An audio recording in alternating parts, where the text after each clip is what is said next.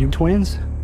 Nah, we cousins. Growing up in the South, you hear cautionary tales of rattlesnakes hidden in the palmetto bushes, a time when blacks and whites shopped on opposite sides of the streets, and if you're like me, your grandmother would randomly break out into a humming spiritual tune while she was cooking, or right before she laid out a TED talk about the dangers of getting wrapped up into the worldly exploits of the streets and the devil's playground.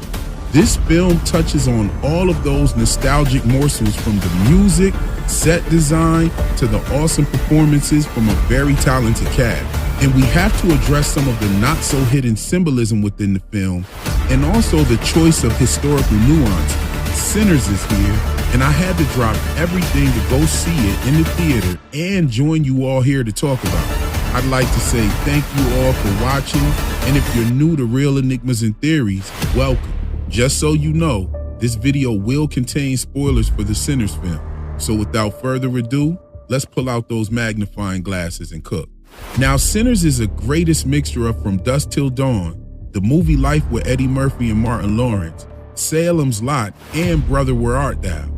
You could add a couple more to this, but the film actually stands out on its own in my opinion.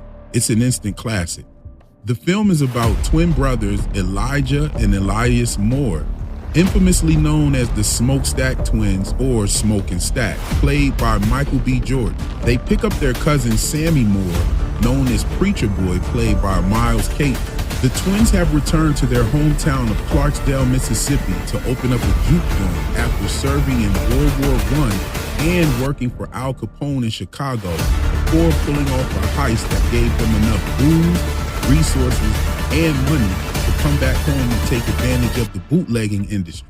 Their little cousin Sammy was the missing piece with his obvious musical abilities and his not so obvious ancestral inheritance of being a griot. The film starts off by giving us a bit of lore about griot.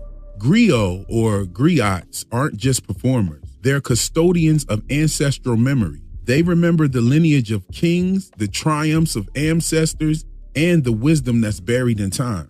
Other cultures around the world had their versions of the same ancestral human libraries. In Ireland, they were called the Fili, and in Choctaw land, they were called firekeepers. This ability in the community is very sacred, and it can attract abundance, but it also can attract evil. And we'll talk a little bit about that later.